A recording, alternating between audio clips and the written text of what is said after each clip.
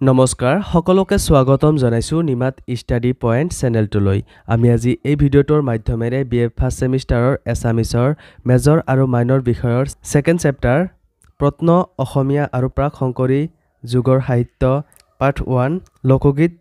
একবাৰ হৰিবলমন ৰচনা শীৰ্ষক পাঠটোৰ সকলো প্ৰশ্নোত্তৰ আলোচনা কৰিম প্ৰশ্নোত্তৰসমূহ ভালকৈ আয়ত্ত কৰিবলৈ তোমালোকে ভিডিঅ'টোৰ শেষলৈকে চাবা ভিডিঅ'টোৰ পৰা উপকৃত হ'লে ভিডিঅ'টো লাইক আৰু শ্বেয়াৰ কৰিবা চেনেলটো যদি সাবস্ক্ৰাইব কৰা নাই দৰকাৰী আৰু তথ্য সমৃদ্ধ ভিডিঅ'ৰ নটিফিকেশ্যন পাবলৈ চেনেলটো সাবস্ক্ৰাইব কৰি লোৱা মৰমৰ ছাত্ৰ ছাত্ৰীসকল তোমালোকে যদি এই ছেকেণ্ড চেপ্টাৰৰ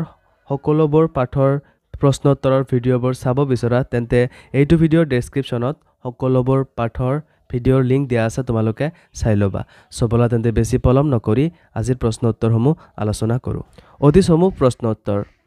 Question number 1 অসমীয়া ভাষাৰ লিখিত ৰূপৰ প্ৰথম চানেকি ক'ত পোৱা যায় উত্তৰ চৰ্যাপদত Question number 2 চৰ্যাপদ কি উত্তৰ খ্ৰীষ্টীয় দশম শতিকাৰ পৰা চতুৰ্দশ শতিকাৰ সময়ছোৱাৰ ভিতৰত অসমৰ লিখিত সাহিত্যৰ সহজানপন্থীয় গীতৰ কথাকেই চৰ্যাপদ বুলি কোৱা হয় Question number 3 চৰ্যাপদ কেতিয়া ৰচিত হৈছিল উত্তৰ খ্ৰীষ্টীয় দশম শতিকাৰ পৰা চতুৰ্দশ শতিকাৰ সময়ছোৱাৰ ভিতৰত চৰ্যাপদবোৰ ৰচনা হৈছিল Question number 4 চৰ্যাপদৰ ভাষাক হৰপ্ৰসাদ শাস্ত্ৰীয়ে কি ভাষা বুলি নাম দিছে উত্তৰ সন্ধ্যা ভাষা বা আলো আধাৰী ভাষা বুলি নাম দিছে Question number 5 অসমীয়া ভাষাৰ উৎপত্তিৰে পৰা শংকৰদেৱৰ জন্মলৈকে এই যুগটোক কোনে এন্ধাৰ যুগ আখ্যা দিছে উত্তৰ পণ্ডিত হেমচন্দ্ৰ গোস্বামীয়ে Question number 6 প্ৰাক শংকৰী যুগটো মূলতঃ কি সাহিত্যৰ যুগ উত্তৰ প্ৰাক শংকৰী যুগটো মূলতঃ কাব্য সাহিত্যৰ যুগ Question number 7 প্ৰাক শংকৰী যুগৰ শ্ৰেষ্ঠ কবি কোন উত্তৰ মাধৱ কন্দলী Question number 8 মাধৱ কন্দলীয়ে কেতিয়া ৰামায়ণ অসমীয়া ভাষালৈ ভাঙনি কৰে উত্তৰ চতুৰ্দশ শতিকাত Question number 9 মাধৱ কন্দলীয়ে কাৰ পৃষ্ঠপোষকতাত কাব্য চৰ্চা কৰিছিল উত্তৰ বৰাহী ৰজা মহামাণিক্যৰ পৃষ্ঠপোষকতাত Question number 10 গোৱালপাৰীয়া লোক সাহিত্যৰ জনপ্ৰিয় সমল বুলিলে কিহক বুজায় উত্তৰ গোৱালপৰীয়া লোক সাহিত্যৰ জনপ্ৰিয় সমলবিধ হল গোৱালপাৰীয়া লোকগীত সমু প্ৰশ্ন উত্তৰ Question number 1 প্ৰাক শংকৰী যুগ বুলিলে কি বুজা উত্তৰ এই যুগটো মাধৱ কন্দলী হেম সৰস্বতী হৰিবৰ বিপ্ৰ আৰু কবিৰত্ন সৰস্বতী শংকৰদেৱৰ আগৰ কিন্তু এওঁলোকৰ সময় নিৰূপণ কৰোঁতে সাহিত্যিক প্ৰমাণৰ ওপৰতহে নিৰ্ভৰ কৰিবলগীয়া হোৱাত খাটাংকৈ বছৰৰ হিচাপ ধৰা টান হৈছে শংকৰদেৱৰ সাহিত্যক উদ্ভৱৰ আগৰ ত্ৰয়োদশ চতুৰ্দশ আৰু পঞ্চদশ এই তিনি শতিকাকে এওঁলোকৰ কাল বুলি ধৰিবলগীয়া হয় Question number 2 প্ৰাক শংকৰী যুগৰ অসমীয়া সাহিত্য বুলিলে ঘাইকৈ কোনকেইগৰাকী সাহিত্যিকৰ ৰচনাক বুজা যায় উত্তৰ প্ৰাক শংকৰী যুগৰ অসমীয়া সাহিত্য বুলিলে ঘাইকৈ শংকৰদেৱৰ পূৰ্বৰ সংস্কৃত গ্ৰন্থৰ আলমত ছন্দবদ্ধভাৱে ৰচনা কৰা লিখিত সাহিত্যক বুজা যায় চৰ্যাপদৰ পিছৰ পৰা চতুৰ্দশ শতিকালৈ ধাৰাবাহিকভাৱে গ্ৰন্থ পোৱা নগলেও এইটো ঠিক যে চতুৰ্দশ শতিকাৰ ভিতৰত অসমীয়া ভাষাই ভালেখিনি আত্মপ্ৰকাশ লাভ কৰিছিল তাৰে প্ৰমাণস্বৰূপ চতুৰ্দশ শতিকাত ৰচিত গ্ৰন্থসমূহ সেই গ্ৰন্থসমূহৰ ৰচয়িতাসকল হেম সৰস্বতী হৰিবৰ বিপ্ৰ কবিৰত্ন সৰস্বতী ৰুদ্ৰ কন্দলী আৰু মাধৱ কন্দলীয়ে এওঁলোকৰ ভিতৰত শ্ৰেষ্ঠ Question number 3 প্ৰাক শংকৰী যুগৰ অসমীয়া সাহিত্যৰ বৈশিষ্ট্যসমূহ বৰ্ণনা কৰা উত্তৰটো দিয়া আছে তোমালোকে চাই লোৱা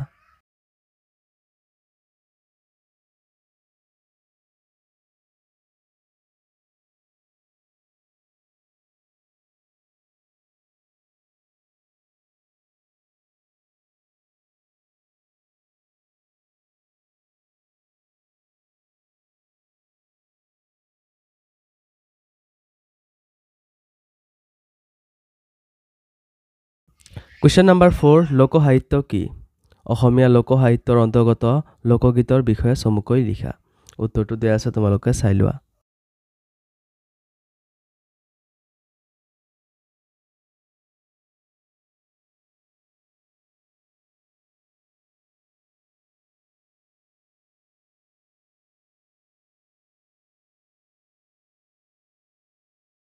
কুৱেশ্যন নম্বৰ 5 লোকসংগীত বুলিলে কি বুজা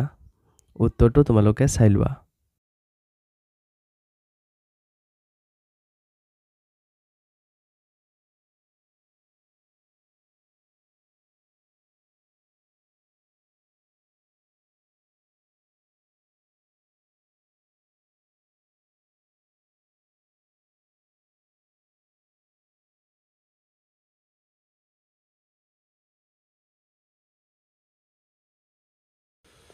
Question number 6 অসমীয়া লোকগীতৰ প্ৰধান ভাগ কেইটা আৰু কি কি প্ৰতিটো ভাগৰ প্ৰচলন ক্ষেত্ৰৰ বিষয়ে সমূহ আভাস দিয়া উত্তৰ অসমীয়া লোকগীতৰ প্ৰধান ভাগ দুটা সেই ভাগ দুটা হ'ল কামৰূপী লোকগীত আৰু গোৱালপৰীয়া লোকগীত কামৰূপী লোকগীত সমূহ অবিভক্ত কামৰূপ অৰ্থাৎ বৰ্তমানৰ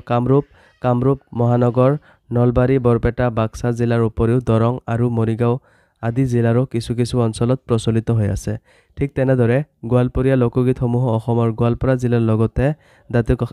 দাঁতিকাষৰীয়া অঞ্চলৰ উপৰিও বাংলাদেশৰ ৰংপুৰ অঞ্চল তথা পশ্চিম বংগৰ কোকৰাঝাৰ জলপাইগুৰি আলিপুৰদুৱাৰ দাৰ্জিলিং আদি জিলাৰ কিছু অঞ্চলত প্ৰচলিত হৈ আছে Question number 7 লোকগীতৰ বিষয়বস্তু আৰু ইয়াৰ তাৎপৰ্য সম্পৰ্কে আলোচনা কৰা উত্তৰ লোক সাহিত্যৰ ইতিহাসত লোকগীতে বিশেষ স্থান অধিকাৰ কৰি আছে বিষয়বস্তুৰ বিৰোধিতা আৰু গঠন ৰীতিৰ বৈচিত্ৰ্যতাৰে লোকগীত সমৃদ্ধ তাহানিৰ মানৱ সভ্যতা আৰু সংস্কৃতিৰ যুক্তিৰ মাজতেই লোকগীতৰ জন্ম আৰু বিকাশ সাধন হৈছে মানুহৰ অন্তৰৰ আনন্দদায়ক আৰু বেদনাদায়ক অনুভূতিয়েই লোকগীতৰ প্ৰধান উৎস লোকগীত স্বহা প্ৰাণৰ মুক্ত পৰিস্ফুৰণ আৰু অন্তৰৰ ভাৱাবেগৰ স্বতঃস্ফূৰ্ত প্ৰকাশ লোকগীতসমূহ তাত্ত্বিক অথবা দাৰ্শনিক ভাৱপ্ৰধান গীত এনে গীতৰ ভিতৰত দেহ বিচাৰৰ গীত মৈখালাৰ গীত গোপী কৃষ্ণৰ গীত টোকাৰী গীত জিকিৰ আদি উল্লেখযোগ্য কোৱেশ্চন লোকগীতৰ বৈশিষ্ট্য সম্পৰ্কে আলোচনা কৰা উত্তৰটো দিয়া আছে তোমালোকে চাই লোৱা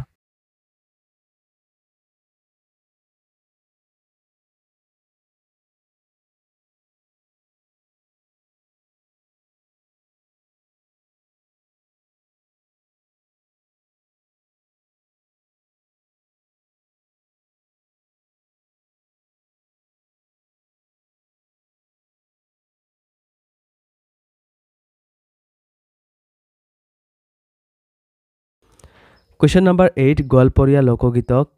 কিয় গৌৰীপুৰীয়া জমিদাৰ কেন্দ্ৰিক গীত বুলি কোনোৱে অভিহিত কৰে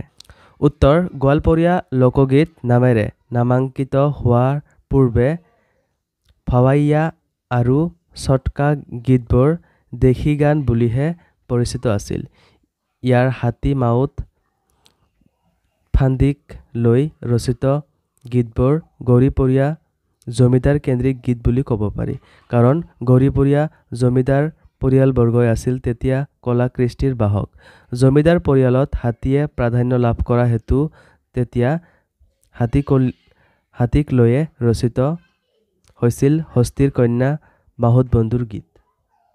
Question number 9 গোৱালপৰীয়া লোকগীতত দেহ বিচাৰ গীতৰ ভূমিকা কি উত্তৰ গোৱালপৰীয়া লোকগীতত দেহ বিচাৰৰ গীতবোৰেও এখন সুকীয়া আসন দখল কৰি আছে তাহানি দিনৰ পৰা ইদানিং কাললৈ এই গীতবোৰ গোৱালপাৰা জিলাৰ ঠায়ে বিশেষকৈ গ্ৰামাঞ্চলত প্ৰচলিত হৈ আহিছে গুৰাৰ্থ ৰূপকধৰ্মী এই শ্ৰেণীৰ গীতবোৰে আত্মা পৰাত্মা মন ৰিপু আদিৰ তাত্ত্বিক দিশ জনগণৰ মাজত উদঙাই দিয়ে এই শ্ৰেণীৰ গীতৰ মাজত দেহৰ বিচাৰ বৈৰাগ্যমূলক ভাৱ আৰু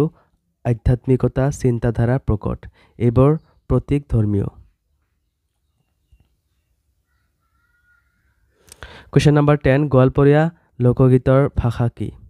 এই শ্ৰেণী লোকগীতৰ বিশেষত্ব সম্পৰ্কে চমুকৈ আলোচনা কৰা উত্তৰ গোৱালপৰীয়া লোকগীতৰ ভাষা মূলতঃ গোৱালপৰীয়া আজিকালি এই ভাষাটোক একাংশ লোকে কোচ ৰাজবংশী ভাষা বুলিও কয় গোৱালপৰীয়া উপভাষাত ৰচিত এই লোকগীতসমূহৰ বিশেষত্ব এই যে ই কোনো ধৰ্মীয় অনুষ্ঠানৰ লগত জড়িত নহয় সাধাৰণতে জনজীৱনৰ বিভিন্ন ছবি জীৱন জীৱিকা খেতি-বাতি হাতিম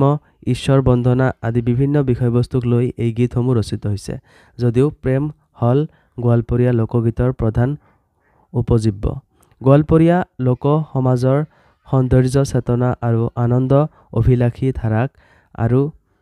ধাৰক আৰু বাহক ৰূপে এই গীতসমূহে বিশেষ ভূমিকা গ্ৰহণ কৰি আহিছে। কুৱেশ্যন নম্বৰ 11, গোৱালপৰীয়া লোকগীতৰ ভাগকেইটা আৰু কি কি? প্ৰতিটো ভাগৰ চমু পৰিচয় দাঙি ধৰা। উত্তৰটো দিয়া আছে, তোমালোকে চাই লোৱা।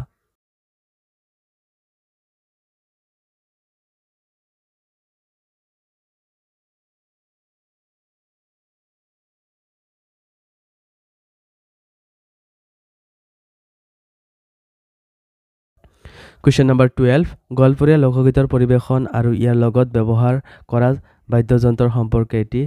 আভাস দিয়া। গোৱালপৰীয়া লোকগীত সাধাৰণতে সমবেত হৈ গোৱা হয় যদিও এককভাৱেও পৰিৱেশন কৰা দেখা যায়। দোতাৰা হ'ল এই গীতৰ লগত সংযত কৰা প্ৰধান বাদ্য। তাৰ লগতে তাল, বাঁহী, একতাৰা আৰু বিশেষ আকৃতিৰ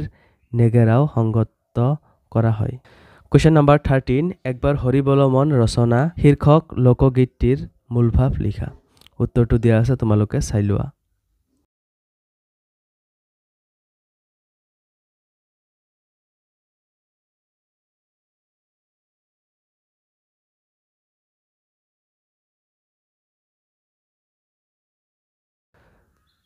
কুৱেশ্যন নম্বৰ 14, ভাৱাৰ্থ লিখা। ক, মানৱ দেহা মাটিৰ ভাণ্ড ভাঙিলে হৈবে খণ্ড ৰে খণ্ড, ভাঙিলে দেহা যোৰা হবে না।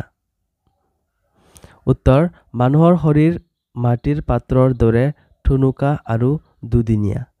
মাটিৰ পাত্ৰ সামান্য আঘাত পালেই ভাঙি টুকুৰা টুকুৰ হৈ যায় আৰু তাক পুনৰ যোৰা লগাব নোৱাৰি। কিন্তু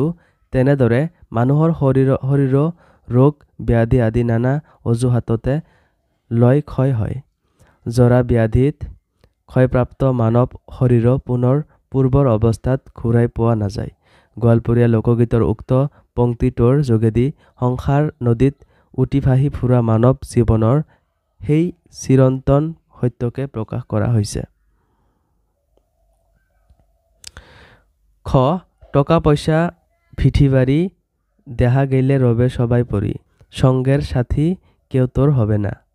উত্তৰ, ধন সম্পত্তিৰ প্ৰতি বেছিভাগ মানুহৰে লোভ থাকে। এই ধন সম্পত্তিক লৈ বহুতেই গৰ্ব অহংকাৰ কৰে। কিন্তু প্ৰকৃততে টকা পইচা ধন সম্পত্তি মাটি বাৰী সকলো মিছা। নিয়তিয়ে যেতিয়া মানুহক সংসাৰৰ পৰা লৈ যায়, সেই সময়ত টকা পইচা ধন সম্পত্তি আত্মীয় স্বজন কোনেও মানুহক ৰখাব নোৱাৰে বা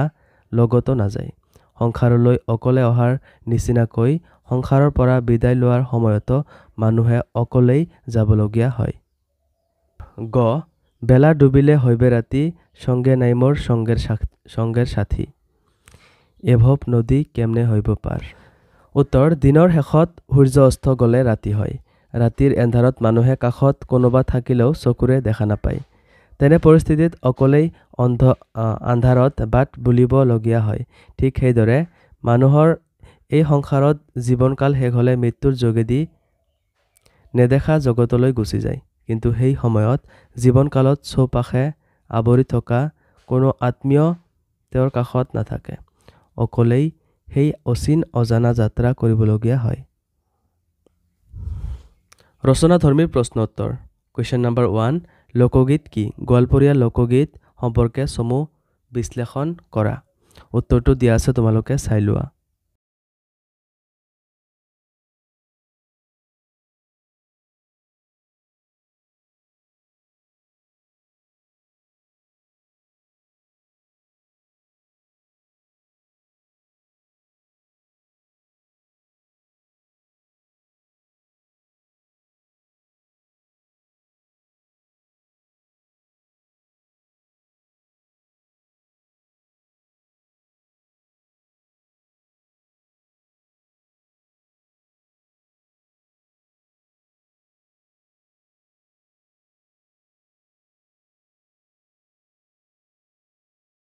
কুৱেশ্যন নম্বৰ 2, ভাৱাইয়া আৰু চটকা এই দুই শ্ৰেণীৰ গোৱালপৰীয়া লোকগীতৰ বিষয়ে এটি বিশ্লেষণ আগবঢ়োৱা। উত্তৰটো দিয়া আছে, তোমালোকে চাই লোৱা।